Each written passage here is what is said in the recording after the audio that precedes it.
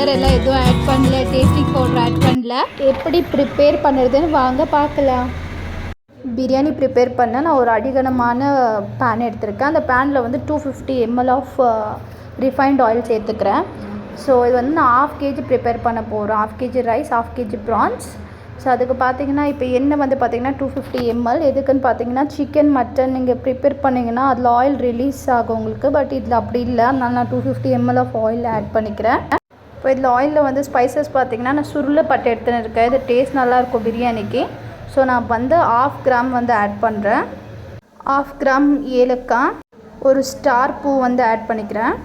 இப்போது 1/2 gram லவங்க add பண்ணிக்கலாம். இப்போ இது கூடவே 2 பிரியாணி இலை நம்ம ஆட் பண்ணிக்கலாம். 200 கிராம் ஆனியன் வந்து ஸ்லைஸாக கட் பண்ணி வச்சுருக்கேன். இப்போ இது கூட ஸ்பைசஸ் கூட ஆட் பண்ணிக்கலாம். கூடவே 4 medium slice green chilli add பண்ணிக்கலாம்.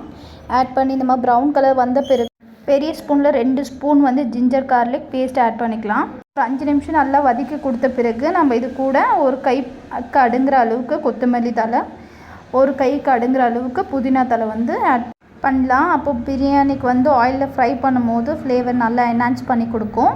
200 கிராம் ஸ்லைஸாக கட் பண்ணி வச்சுருந்த டொமேட்டோ ஆட் பண்ணிக்கலாம். இப்போ இது கூட ஒரு ஸ்பூன் பிரியாணி பவுடர், ஒரு ஸ்பூன் காஷ்மீரி சில்லி பவுடர், கூடவே வீட்டில் அரைச்ச பிரியாணி பவுடர் வந்து 1/2 டீஸ்பூன் ஆட் பண்ணிக்கிறேன்.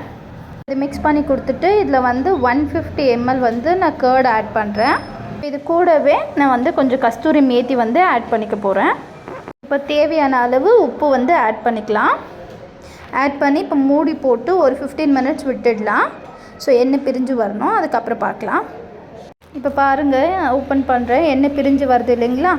ஸோ இந்த டைமில் எந்த கிளாஸில் அரிசி எடுக்கிறோமோ அந்த கிளாஸில் 1.25 லிட்டர் வந்து தண்ணி வந்து ஆட் பண்ணிக்கலாம். ஸோ அது வந்து கரெக்டாக இருக்கும். இப்போ மூடி போட்டு ஒரு 5 நிமிஷம் நல்லா கொதிக்க விடலாம். பாருங்கள், இப்போ இப்படி கொச்சி வந்த பிறகு நம்ம என்ன பண்ணோம்னா ப்ரான்ஸ் வந்து மஞ்சத்தூள் போட்டு நான் கழுவி வச்சுருக்கேன். அந்த ப்ரான்ஸை வந்து இப்போ தான் நம்ம ஆட் பண்ணோம். நீங்கள் இல்லை இப்போ மட்டன் இல்லை சிக்கன் செய்கிறீங்கன்னா முன்னாடியே வந்து சேர்த்துருவீங்க. அந்த மாதிரி ப்ரான்ஸ் சேர்க்க முடியாது. ஏன்னா ப்ரான்ஸ் வந்து உங்களுக்கு லப்பர் மாதிரி ஆகிடும். அதனால் தண்ணி நல்லா கொச்சி வந்த பிறகு தான் நீங்கள் வந்து ப்ரான்ஸ் வந்து மஞ்சத்தூள் போட்டு கழுவி வச்சுருக்கேன். இந்த டைமில் தான் நம்ம ஆட் பண்ணிக்கணும். நான் சமையல் ஸ்டார்ட் பண்ணும் போதே சீரக சம்பா ரைஸை வந்து 1/2 ஹவராக ஊற வச்சுட்டேன் ஒரு தண்ணியில். இந்த தண்ணியை வந்து இப்போ வடிகட்டி எடுத்துக்கலாம். எடுத்துகிட்டு இப்போ ஆல்ரெடி நம்ம ப்ரான்ஸ் சேர்த்தோம் இல்லைங்க, ப்ரான்ஸ் சேர்த்த உடனே நம்ம ரைஸை வந்து சேர்த்துக்கணும்.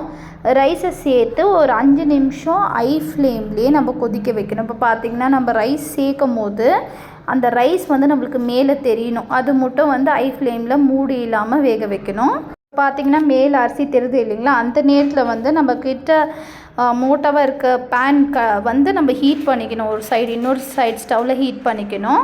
ஹீட் பண்ணிவிட்டு ஸ்லோவில் வச்சிடணும். ஸ்லோவில் வச்சுட்டு இப்போ அந்த பிரியாணி நம்ம குக் பண்ணிட்டுருக்கோம் இல்லைங்களா, அதை ஆஃப் பண்ணிவிட்டு இதை வந்து இந்த பேன் மேலே தம்முக்கு வச்சிடணும். தம்முக்கு வச்சு மூடி போட்டு மேலே வந்து ஒரு பிளேட் போட்டு ஒரு வெயிட்டான பாத்திரம் வச்சுட்டு ஒரு 5 நிமிஷம் நம்ம ஐ ஃப்ளேமில் வச்சுட்டு இம்மிடியேட்டாக லோ ஃப்ளேமில் கரெக்டாக ஒரு 15 மினிட்ஸ் நம்ம குக் பண்ணோம். 15 மினிட்ஸ் கழித்து வந்து நம்ம பிரியாணி எப்படி இருக்குதுன்னு பார்க்கலாம். 15 மினிட்ஸ் ஆகிடுச்சு, வாங்க ஓப்பன் பண்ணி பார்க்கலாம். ஃபைனலாக நம்ம பிரியாணி வந்து ரெடி ஆகிடுச்சு. ஸோ நான் சொன்ன மெஷர்மெண்ட், வாட்டர் மெஷர்மெண்ட்டாக இருக்கட்டும், ப்ரான்ஸ் எப்படி சேர்க்கணும்னு சொல்லிட்டு ஒரு வாட்டி ஃப்ரெஷர்ஸ் கூட இந்த பிரியாணி வந்து ஈஸியாக செய்ய முடியும். ரொம்பவே டேஸ்டியாக இருந்துச்சு. அது மட்டும் இல்லாமல் ரைஸ் வந்து நல்லாவே குக் ஆகிருந்துச்சு. உங்களுக்கு எங்கள் வீடியோ பிடிச்சிருந்தால் லைக் பண்ணுங்கள், சப்ஸ்கிரைப் பண்ணுங்கள், ஷேர் பண்ணுங்கள். தேங்க்ஸ் ஃபார் வாட்சிங். இன்னொரு வீடியோவில் பார்க்கலாம்.